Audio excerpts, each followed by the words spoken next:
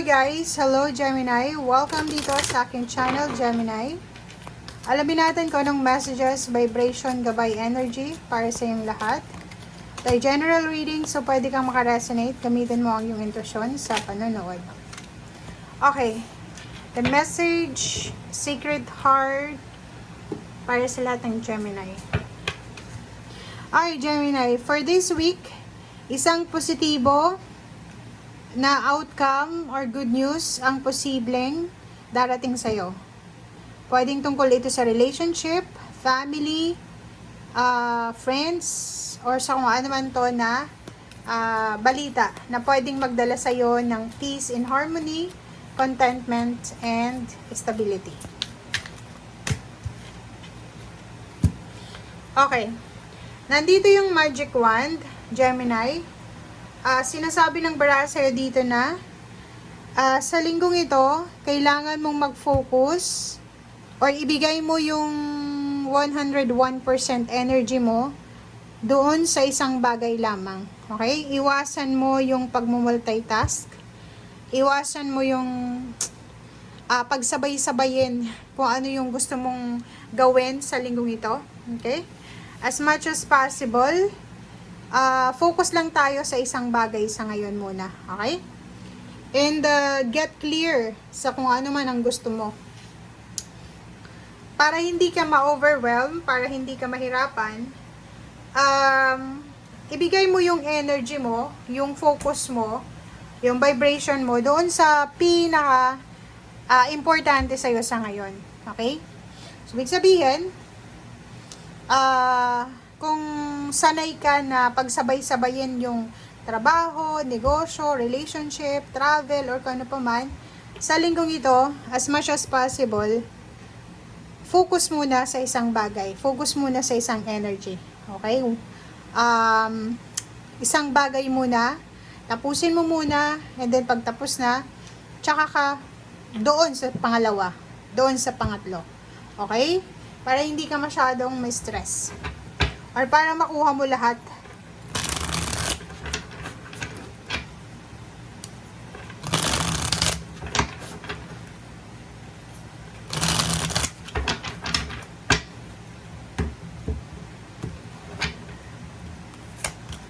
Okay, temperance. So, etong barahan to, sinasabi na kung ikaw ay magdedesisyon sa linggong ito, make sure na dagdagan natin yung pasensya natin. Sa linggong ito, nangangailangan ka ng sobra-sobrang understanding and pasensya. Tiyaga, pasensya, parang ganun. Sa relationship, ganun din. If ever may mga issues kayo, may karelasyon ka ba? Or pwedeng asawa, boyfriend, girlfriend, magulang, kapatid, katrabaho, kanegosyo, kapitbahay, kailangan nila ng pang-uunawa siguro. Okay? So, kahit inis ka na, galit ka na, wala ka ng pasensya, magpasensya ka pa rin. Okay? Sa pagdidesisyon naman, dahan-dahan ka. Okay? Magdahan-dahan ka sa pagdidesisyon. Sa linggong ito, huwag magpadalos-dalos. Oh, kita mo to? Ang dami mong obligasyon ngayon eh. Kaya sinasabi ng bara sa'yo dito na mag-focus ka muna sa isang bagay kasi ang dami mong dala, 'di ba? Marami kang bitbit, marami kang responsibilidad, marami kang kailangan na tapusin, marami kang gustong simulan. Eto siya Ten of Wands. Ang problema lang dito sa Ten of Wands is pag hindi mo masyadong nabantayan yung ginagawa mo, like nag-multitask ka, pwede ka ditong ma-stress, or yung stress na to pwedeng maging dahilan ng pananakit ng katawan, ng ulo, pagkabalisa, hindi pagtulog, parang ganon. So, mag-iingat ka sa linggong ito. Walang masama na mag-isip tayo ng achievements.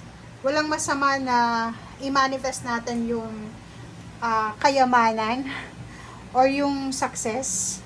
But make sure na balance yung buhay mo. Hindi yung napapabayaan mo na yung health mo, or napapabayaan mo na yung pamilya mo, or relationship mo. So, dapat balanse. Meron kang mga dala-dala ngayon, pwedeng dala mo yan from your past, mga grudges, resentment, trabaho, or pwedeng obligasyon, na kailangan mo munang iset aside. Okay?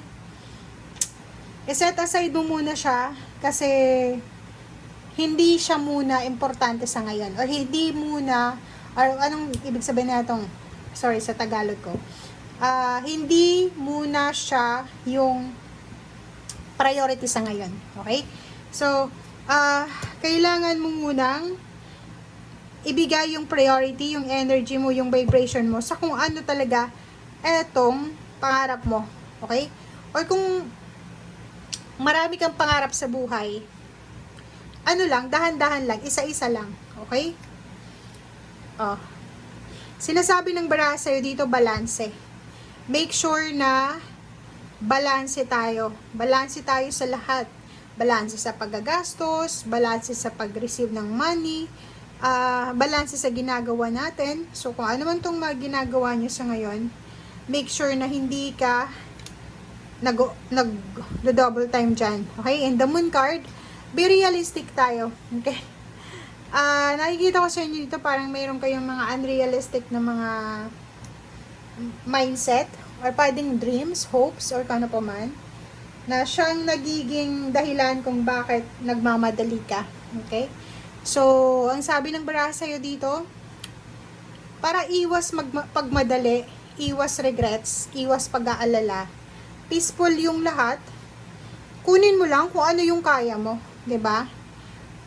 Harapin mo lang, or what I mean is, i-grab mo lang yung mga bagay-bagay na abot kamay mo, 'di ba?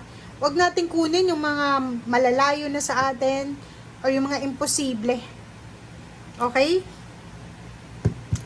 And huwag mong kakalimutan kumain. Literal 'yan, Gemini. Huwag mong kakalimutan kumain, huwag mong kakalimutan magpahinga. And 7 of Cups reverse. Sinasabi ng baraha sa'yo dito na parang feeling mo wala kang choice, wala kang option para kumain. 'Di ba? So, comment down below yung mga Gemini na nakakalimutan na nila yung pagkain nila dahil sa sobrang busy. Zero the Fool. Sinasabi ng baraha sa'yo dito na huwag kang matatakot. Huwag kang matatakot na magsimula sa simula. Kailangan palagi kang excited. 'Di ba? Kailangan palagi kang handa. Okay? So, baka ay iniisip mo na, kailangan ko mag-multitask kailangan ko magmadali kasi tumatanda na ako Hindi. Sabi ng baraha sa'yo dito, manatili kang excited. Manatili kang masaya kahit feeling mo mabagal yung success mo, mabagal yung progress mo. Kasi, ganoon talagang buhay Hindi mo makukuha ang lahat sa kagustuhan mo. Hindi mo pwedeng kontrolin yung sitwasyon. Ang pwede mong kontrolin yung actions mo, yung emotion, yun lang. And sa ngayon, sinasabi ng baraha, focus ka muna sa isang bagay. Okay? Maraming good news, maraming positive outcome. Pero kung pagsabay-sabayan mo yan, baka hindi mo makuha lahat. Okay? So, thank you guys. Bye!